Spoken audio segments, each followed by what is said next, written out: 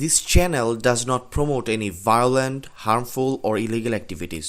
All content provided by this channel is meant for an educational purpose only. মার্কিন deep state meticulous design অনুযায়ী কয়েক বছর আগে শেখ হাসিনা সরকারকে ক্ষমতাচ্যুত করে নোবেল লরিয়েট ডক্টর মোহাম্মদ ইউনূসকে ক্ষমতায় বসানোর পরিকল্পনা চূড়ান্ত করেছিল। 2024 সালের জুলাইয়ে বৈষম্যবিরোধী ছাত্র আন্দোলনের ব্যানারে ছাত্রদের কোটা বিরোধী আন্দোলন ছিল উপলক্ষ মাত্র।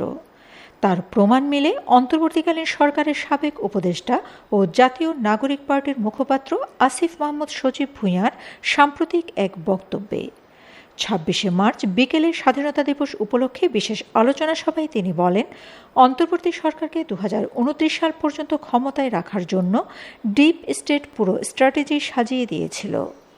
আর শুরুর দিকে আমাদেরকে বিভিন্ন শক্তিশালী ইনস্টিটিউশন, শক্তিশালী যাদেরকে আসলে ডিপ স্টেট বলা হয়, তাদের থেকে আমাদেরকে অফার করা হয়েছিল যে আপনারা শেখ হাসিনার যে মেয়াদ আছে 2029 সাল পর্যন্ত, সেটা শেষ করেন, আপনারা শেষ করেন, আমরা আপনাদেরকে সহযোগিতা করি। তাদের সার্টেন কিছু শর্ত ছিল যে তাদেরকে কিছু কিছু জায়গায় ফ্যাসিলিটেট করা, এবং তারা পুরো রোডম্যাপও করে নিয়ে এসেছিল যে বিএনপির নেতাদের তো সাজা আছে, তো সাজা থাকলে সাধারণভাবে নির্বাচন দিলেও তারা নির্বাচন করতে পারবে না। তো তাদের সাজাগুলো না করে আদালতের মাধ্যমে এগুলো লেংদি করে, আপনারা তো জানেন সেটা কীভাবে করা যায়। আদালতের ডেট ঘুরিয়ে ঘুরিয়ে তারেক রহমানের নিজের নামেও সাজা ছিল, সে যদি সাজাপ্রাপ্ত অবস্থায় থাকতো নির্বাচন হলেও তিনি বাংলাদেশের নির্বাচনে অংশগ্রহণ করতে পারতেন না। তো তারা পুরো স্ট্র্যাটেজি আমাদেরকে সাজিয়ে দিয়েছিল যে কিভাবে ক্ষমতায় থাকা যায়, তাদের সাথে এক ধরনের নেগোসিয়েশন, সমঝোতার ভিত্তিতে। আমরা কিন্তু সেটাতে সায় দিইনি। ডিপ স্টেটের সূত্রানুসারে ডক্টর মোহাম্মদ ইউনূস 2029 সাল পর্যন্ত ক্ষমতায় থাকতে কথিত সংস্কার তত্ত্ব হাজির করেছিলেন। প্রসঙ্গত, ডক্টর মোহাম্মদ ইউনূস গ্রামীণ মোবাইল ফোনের প্রতিষ্ঠাতা। গ্রামীণ ফোন প্রতিষ্ঠা করলাম, তো আমাদের প্রথম নিজেদের কাছে একটা কমিটমেন্ট ছিল, এই টেলিফোন আমরা গ্রামে দিয়ে প্রথমে গ্রামে দেব এবং মহিলাদের হাতে দেব। তো এটা গ্রামীণ ফোনের মাধ্যমে আমরা পারছিলাম না, সেই জন্য আমরা আলাদা একটা প্রতিষ্ঠান করলাম, এটা সামাজিক ব্যবসা হিসেবে, নাম দিলাম গ্রামীণ টেলিকম। তার হাত ধরে দেশে মোবাইল ফোনের বাজার সম্প্রসারিত হয়। মোবাইল অপারেটররা যেমন ছোট বড় বিভিন্ন ডাটা বা টক টাইম প্যাকেজ দিয়ে গ্রাহককে প্রলুব্ধ করে, ডক্টর ইউনূসও তেমনি রাষ্ট্র সংস্কারের 10টি কমিশন গঠন করে জাতিকে একটি অন্তহীন প্যাকেজের মধ্যে ঢুকিয়ে দিয়েছিলেন। ডক্টর ইউনূস নির্বাচনের একটি সুনির্দিষ্ট রোডম্যাপ না দিয়ে বারবার সংস্কারের ছোট প্যাকেজ ও বড় প্যাকেজের তত্ত্ব সামনে এনেছে। রাষ্ট্র মেরামত বা বৈষম্য দূরীকরণের মতো সুন্দর নাম দিয়ে বড় বড় প্রতিশ্রুতি দেওয়া হয়। সংস্কারের পরিধি নিয়ে বারবার অবস্থান পরিবর্তন করা হয়েছে। মোবাইল প্যাকেজের মেয়াদ শেষ হলে যেমন গ্রাহককে আবার নতুন রিচার্জ করতে হয়, ডক্টর ইউনূসও ছোট সংস্কার শেষ হলে বড় সংস্কারের কথা বলে সরকারের মেয়াদ বাড়িয়ে নেয়ার প্রাণপণ চেষ্টা করেন। তিনি বলেছিলেন, মৌলিক সংস্কার ছাড়া নির্বাচন সম্ভব নয়।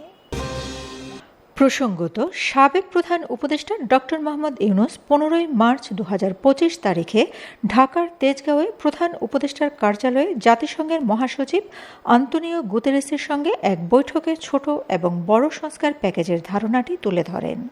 তিনি বলেছিলেন, ছোট বা অল্প সংস্কার করা হলে 2025 সালের ডিসেম্বরে, বড় বা মৌলিক সংস্কার করা হলে 2026 সালের জুনে জাতীয় সংসদ নির্বাচন অনুষ্ঠিত হবে। মোবাইল অপারেটরদের হিডেন চার্জ বা লুকানো খরচের মতো সরকারের এই সংস্কার প্যাকেজগুলোর মধ্যেও অনেক অস্পষ্টতা ছিল। কোন সংস্কারটি ছোট আর কোনটি বড়, তার কোনো সাংবিধানিক বা আইনি সংজ্ঞা ছিল না। টেলিকম গ্রাহকরা যেমন সস্তা রেটের আশায় প্যাকেজ কেনেন, কিন্তু শেষ পর্যন্ত কোম্পানির লাভ হয়, তেমনি দেশের সাধারণ মানুষ একটি সুষ্ঠু নির্বাচনের আশায় সংস্কার মেনে নিলেও দিন শেষে এর সুফল ভোগ করেছে ডক্টর মোহাম্মদ ইউনূস, তার উপদেষ্টা পরিষদ, জাতীয় নাগরিক পার্টি এবং তাদের নেপথ্যের সহযোগী জামায়াতে ইসলামী। রাজনৈতিক বিশ্লেষকরা মনে করেন, 2026 সাল পর্যন্ত ক্ষমতা ধরে রাখার যে ইঙ্গিত ডক্টর ইউনূস দিয়েছেন, তা মূলত সংস্কারের কিস্তি মিটিয়ে সময় পার করার একটি আধুনিক পদ্ধতি। সরকারের পক্ষ থেকে যখন ছোট প্যাকেজ ও বড় প্যাকেজের আলাপ তোলা হয়, তখন থেকে রাজনৈতিক বিশ্লেষকরা একে রাজনৈতিক বিভ্রান্তি হিসেবে দেখছেন। সাধারণ মানুষের প্রধান দাবি ছিল দ্রব্যমূল্য নিয়ন্ত্রণ ও দ্রুত নির্বাচন, কিন্তু সরকার সেদিকে নজর না দিয়ে কাঠামোগত সংস্কারের মতো তাত্ত্বিক প্যাকেজ বিক্রি করছে।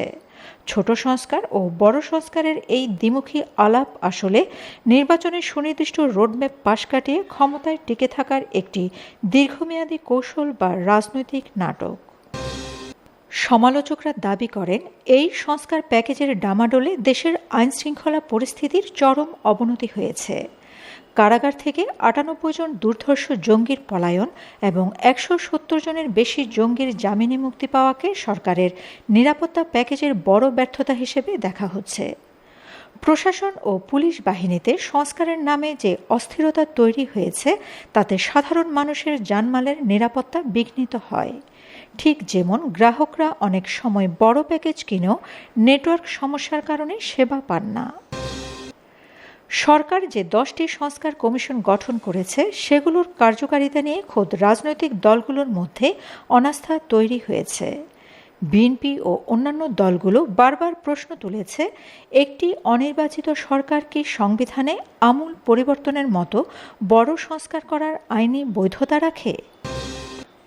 সমালোচকদের মতে এই প্যাকেজ নাটক মূলত রাজনৈতিক দলগুলোর মধ্যে বিভাজন তৈরি করে সরকারের আয়ু বাড়ানো এবং একটি নির্দিষ্ট গোষ্ঠীর এজেন্ডা বাস্তবায়নের হাতিয়ার মাত্র।